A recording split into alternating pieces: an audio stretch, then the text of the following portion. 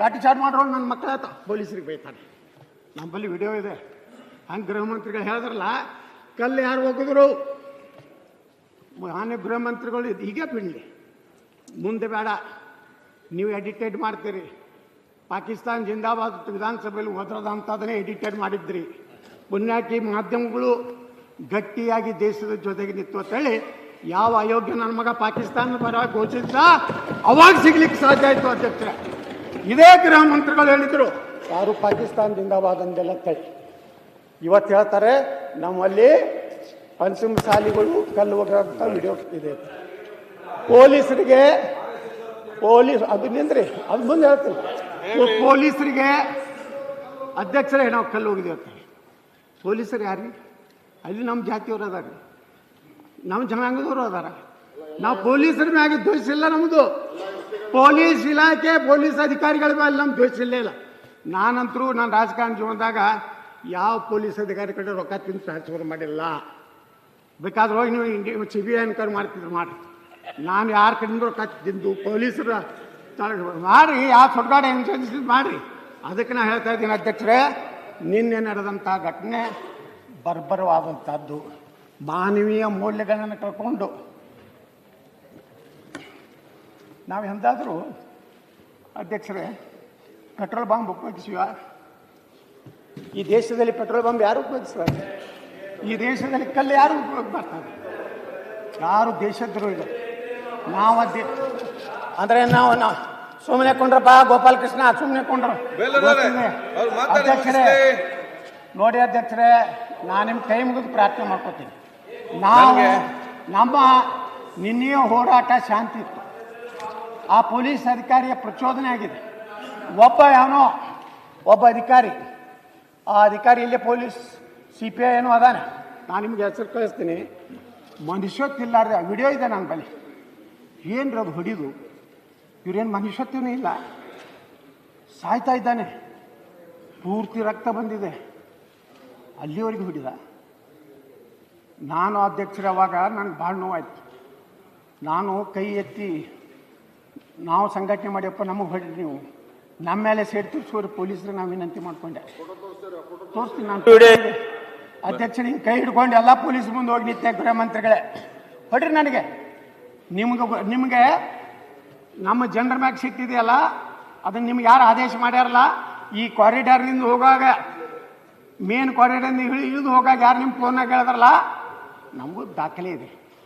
ನೀವು ನಿಮ್ಮ ಅಧಿಕಾರ ಇದೆ ಅಂತ ಹೇಳಿ ನಿಮ್ಗೆ ಯಾವುದೋ ಒಂದು ದೊಡ್ಡ ಪ್ರಮೋಷನ್ ಬೇಕಾಗಿರ್ಬೇಕು. ಏನು ಬೆಂಗಳೂರು ಕಮಿಷನರ್ ಆಗಬೇಕಾಗಿರ್ತೋ, ಏನು ದೊಡ್ಡ ಆದಾಯ ಇರುವ ಒಂದು ಸ್ಥಾನ ಬೇಕಾಗಿತ್ತೋ ಗೊತ್ತಿಲ್ಲ.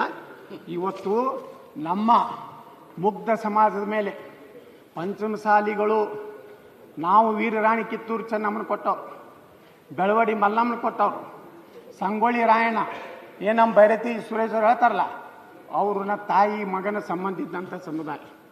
ಎಲ್ಲ ಸಮುದಾಯಗಳನ್ನು ವಿಶ್ವಾಸ ತಗೊಂಡು ಹೋಗುವಂಥ ಸಮುದಾಯ. ನಾವು ಯಾರ ಮೀಸಲಾತಿಯನ್ನು ಕೇಳ್ತಾ ಇಲ್ಲ ಅಧ್ಯಕ್ಷರೇ. ಸಂವಿಧಾನಾತ್ಮಕವಾಗಿ ಡಾಕ್ಟರ್ ಬಾಬಾ ಸಾಹೇಬ್ ಅಂಬೇಡ್ಕರ್ ಅವರು, ಇವತ್ತು ನಾನು ಬಾಬಾ ಸಾಹೇಬ್ ಅಂಬೇಡ್ಕರ್ ಅವ್ರ ಬಗ್ಗೆ ಭಾಳ ಇದೇ ಸದನದಲ್ಲಿ ನಾನು ಮಾತಾಡಿದ್ದೀನಿ.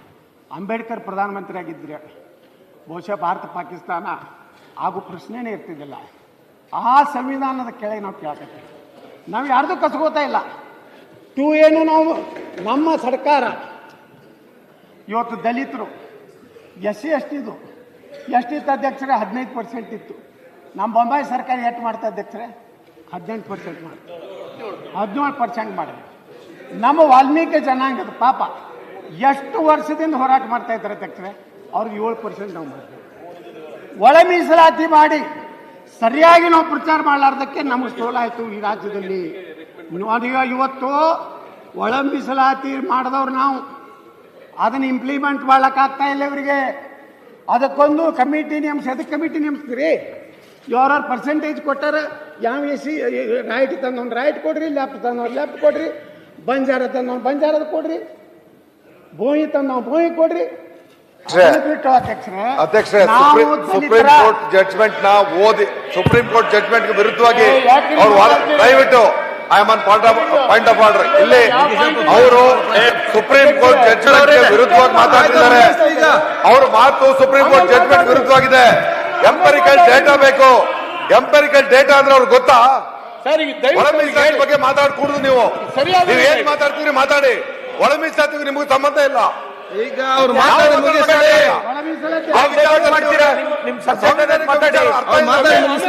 ಇತ್ತೀಚೆಗೆ ಸುಪ್ರೀಂ ಕೋರ್ಟ್ ಜಡ್ಜ್ಮೆಂಟ್ ಕೊಟ್ಟಿರೋದನ್ನ ಅರ್ಥೈಸ್ಕೊಂಡು ಮಾತಾಡಕ್ ಬರ್ತಾರೆ ಮಾತಾಡ್ತಾರೆ.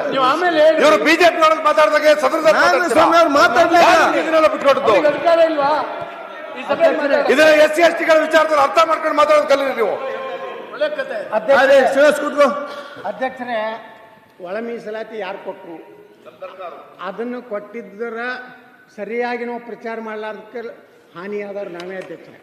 ಚುನಾವಣೆ ಮುಂದೆ ಬರ್ತಾ ಇತ್ತು, ದಿಢೀರ್ನೆ ನಮ್ಗೆ ಯಾರನ್ನೂ ವಿಶ್ವಾಸ ತಗೊಳ್ಳಾರ್ದೇ ಒಂದು ನಮಗೂ ಗೊತ್ತಿಲ್ಲ ಕೊಟ್ಟು ಬೇಕೆ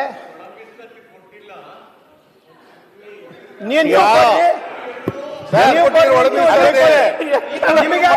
ಕೊಡ್ರಿ. ಈಗ ನಾವು ವಿರೋಧಿಲ್ಲ ಅಧ್ಯಕ್ಷ, ಮಾಡಿದಕ್ಕೆ ವಿರೋಧ ಇಲ್ಲ. ಈಗ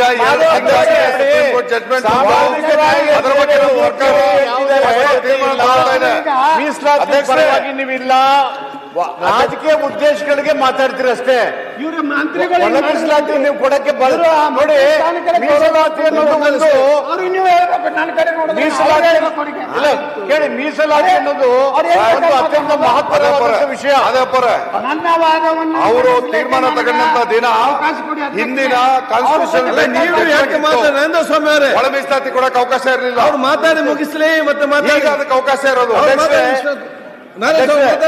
ಇಲ್ಲ ಅಧ್ಯಕ್ಷರೇ, ಅವರು ಒಳ ಮೀಸಲಾತಿ ಮಾಡ್ತಾರೆ, ಮಾತಾಡಿ ಮುಗಿಸ್.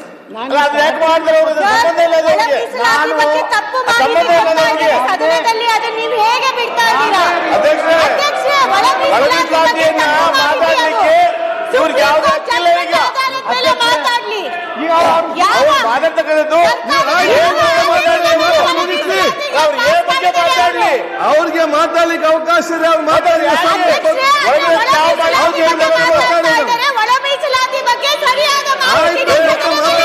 ಮಾತಾಡ್ಲಿಲ್ಲ ಈಗ ಬೇಗ ಎದ್ದೇಳವ್ರೆ.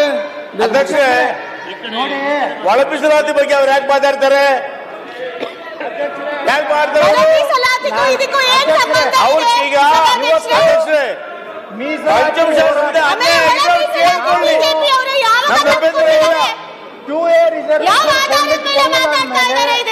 ನಾವು ಅದನ್ನು ಕೇಳಿಲ್ಲ. 2A ಸಮುದಾಯಗಳಿಗೆ ಅನ್ಯಾಯ ಆಗಬಾರ್ದು. 2A 104 ಸಮುದಾಯಗಳಿಗೆ ನಮ್ಮ ಭಾರತೀಯ ಜನತಾ ಪಾರ್ಟಿ, ನಮ್ಮ ಪ್ರಧಾನಮಂತ್ರಿ ನರೇಂದ್ರ ಮೋದಿ ಅವರು, ಅಮಿತ್ ಶಾ ಅವರು, ನಡ್ಡಾ ಅವರು ಮತ್ತು ನಮ್ಮ ಮುಖ್ಯಮಂತ್ರಿ ಬೊಮ್ಮಾಯಿ ಅವರು ನನ್ನ ದಿಲ್ಲಿ ಕರ್ಸ್ಕೊಂಡ್ರು. ಈ ಪಂಚಮಸಾಲಿ ರಿಸರ್ವೇಷನ್ ಬಗ್ಗೆ ಚರ್ಚೆ ಆಯ್ತು ಅಧ್ಯಕ್ಷರೇ. ಅವಾಗ ಅಮಿತ್ ಶಾ ಅವರು ಒಂದು ಸೂತ್ರವನ್ನು ಕಂಡುಹಿಡಿದ್ರು. ಅವ್ರು ಏನು ಹೇಳಿದ್ರು ನಮಗೆ ಅಂದರೆ, 2A 104 ಸಮಾಜಗಳಿಗೆ ನಾವು ಯಾವುದೇ ಪರಿಸ್ಥಿತಿಯಲ್ಲಿ ಅನ್ಯಾಯ ಮಾಡಲಿಕ್ಕೆ ಸಾಧ್ಯ ಇಲ್ಲ. ಅದಕ್ಕೆ 2A ನಿಮ್ಮನ್ನು ತಗೋದಿಲ್ಲ. ಇದು 104 ಸಮುದಾಯಗಳ, ಅದರಲ್ಲಿ ಹಾಲಮತ ದೊಡ್ಡದು ಸಮಾಜ ಇದೆ, 104 ಸಮುದಾಯದವರು, ಅವರಿಗೆ ಅನ್ಯಾಯ ಮಾಡಿ ತಗೋದಿಲ್ಲ, ಆಗೋದಿಲ್ಲ ಅಂಥೇಳಿ ಹೊಸ ಸೂತ್ರ ಕಂಡುಹಿಡಿದ್ರು. ಸುಪ್ರೀಂ ಕೋರ್ಟ್ನಲ್ಲಿ ಮೊನ್ನೆ ಜಸ್ಟಿಸ್ ಗವಾಯ್ ಅವರು ಹೇಳಿದ್ದಾರೆ, can't give reservation based on religion. Supreme court ಭಾಳ ಸ್ಪಷ್ಟವಾಗಿ ಹೇಳಿದೆ, ಧರ್ಮಾಧಾರಿತ ಮೀಸಲಾತಿಯನ್ನು ಕೊಡಲಿಕ್ಕೆ ಸಾಧ್ಯ ಇಲ್ಲ. ಆ ಒಂದು ಹಿನ್ನೆಲೆಯಲ್ಲಿ ಸನ್ಮಾನ್ಯ ಅಧ್ಯಕ್ಷರೇ, ಆಂಧ್ರದ ಹೈಕೋರ್ಟ್ನಲ್ಲಿ ಒಂದು ಜಜ್ಮೆಂಟ್ ಆಗಿತ್ತು. ಏನು ನಮ್ಮ ಅಲ್ಲಿನ ಮುಖ್ಯಮಂತ್ರಿ ಜಗನ್ಮೋಹನ್ ರೆಡ್ಡಿ ತಂದೆ ಅಂದರೆ ರಾಜಶೇಖರ ರೆಡ್ಡಿ ಅವರು ಮುಸ್ಲಿಂ ಮೀಸಲಾತಿಯನ್ನು ಮಾಡಿದ್ರು. ಅದಕ್ಕೆ ಆಂಧ್ರ ಹೈಕೋರ್ಟ್ ಏನಿದೆ ಅದನ್ನು ಕೊಟ್ಟಿದ್ದು ತಪ್ಪು ಅಂತ ಹೇಳಿ ನಿರ್ಣಯ ಕೊಟ್ಟು ಸುಪ್ರೀಂ ಕೋರ್ಟಿಗೆ ಬಂದೆ. ಸುಪ್ರೀಂ ಕೋರ್ಟ್ನಲ್ಲಿ ಆ ಪೆಂಡಿಂಗ್ ಇದೆ. ಅದರ ಜೊತೆಗೆ ಮೊನ್ನೆ ಪಶ್ಚಿಮ ಬಂಗಾಳದ ಒಂದು ಇದೇ ರೀತಿ ಮಮತಾ ಬ್ಯಾನರ್ಜಿ ಕೊಟ್ಟಂಥ ತೀರ್ಪಿಗೆ ಪಶ್ಚಿಮ ಬಂಗಾಳ ಹೈಕೋರ್ಟ್ ಸಹಿತ ತಿರಸ್ಕಾರ ಮಾಡಿದ್ರಿಂದ ಅದು ಸುಪ್ರೀಂ ಕೋರ್ಟಿಗೆ ಬಂದಿದೆ. ಆ ಹಿನ್ನೆಲೆಯಲ್ಲಿ ಜಸ್ಟಿಸ್ ಗವಾಯರ್ ಪೀಠ ಭಾಳ ಸ್ಪಷ್ಟವಾಗಿ ಹೇಳಿದೆ, ಏನಂದರೆ while hearing Bengal governments player challenging the decision of Calcutta high court to quash the OBC classification of 77 communities mostly belonging to the Muslim region. SC observed that reservation could not be given on the basis of religion, but the state clarified that the basis was not religion but backwardness bench. Justice Gawai and KV Vishwanathan said, ಭಾಳ ಸ್ಪಷ್ಟವಾಗಿ supreme court ತನ್ನ observation ಮಾಡಿದ ಮೇಲೆ ನಮ್ಮ ಅಮಿತ್ ಶಾ ಅವರು ಹೊಸ ಸೂತ್ರ ಕಂಡುಹಿಡಿದು ಮೊದಲೇನಿತ್ತು ಅಧ್ಯಕ್ಷರೇ, ಪ್ರವರ್ಗ 1 4, ಪ್ರವರ್ಗ 2A 15, ಪ್ರವರ್ಗ 2B 4, ಪ್ರವರ್ಗ 3A 4, ಪ್ರವರ್ಗ 3B 5, ಈ ರೀತಿ ಹಿಂದುಳಿದ ಇದರಲ್ಲಿನೇ ಸುಮಾರು 32% ಇವತ್ತು ಮೀಸಲಾತಿಯನ್ನು ಮೊದಲು ಮಾಡಿದ್ರು. ಅದರ ಹಿನ್ನೆಲೆಯಲ್ಲಿ ಇವತ್ತು ನಾವು ಒಕ್ಕಲಿಗ ಸಮಾಜದವರು, ಕ್ರಿಶ್ಚಿಯನ್ರು, ಜೈನರು, ಮರಾಠರು, ಇನ್ನಿತರ ಅನೇಕ ವೈಷ್ಣವ ಸಮಾಜದವರು ಎಲ್ಲರೂ ನಮಗೂ ಅದು ಮೋಸ್ಟ್ ಬ್ಯಾಕ್ವರ್ಡ್ ಇದೆ 2A, ಅದಕ್ಕೇನು ತೊಂದರೆ ಆಗದ ರೀತಿಯಲ್ಲಿ ನಮಗೂ ಮೋರ್ ಬ್ಯಾಕ್ವರ್ಡ್ ಅಂತ ಹೇಳಿ 2Aಗೆ ಸಮಾನಾಂತರವಾದಂಥ ಮೀಸಲಾತಿಯನ್ನು ಕೊಡಬೇಕಂತ ನಾವೆಲ್ಲ ಮನವಿ ಕೊಟ್ಟಿವಿ. ಕೊಟ್ಟ ಮೇಲೆ ಅವಾಗ ನಮ್ಮ ಸರ್ಕಾರ, ಬೊಮ್ಮಾಯಿ ಸರ್ಕಾರ ಇವತ್ತು ಒಂದು ನಿರ್ಣಯ ಮಾಡಿ ಆ ನಿರ್ಣಯದಲ್ಲಿ ಒಂದನ್ನು ಒಂದು ನಡವಳಿಕೆಗಳನ್ನು ತಯಾರು ಮಾಡಿ ಒಂದು ರಚನೆಯನ್ನು ಹೊಸದಾಗಿ ಸೃಜಿಸುವ ಸೂತ್ರ ಕಂಡುಹಿಡಿದು 2C ಮತ್ತು 2D ಮೀಸಲಾತಿಯನ್ನು ಹೆಚ್ಚಿಸುವ ಅವಕಾಶವನ್ನು ಈಗಾಗಲೇ ಅತ್ಯಂತ ಹಿಂದುಳಿದ ಪ್ರವರ್ಗ 1 ಹಾಗೂ 2Aಗೆ ಧಕ್ಕೆ ಹಾಗೂ ಬದಲಾವಣೆ ಆಗದಂತೆ ಕಟ್ಟುನಿಟ್ಟಾಗಿ ನೋಡಿಕೊಳ್ಳತಕ್ಕದ್ದು.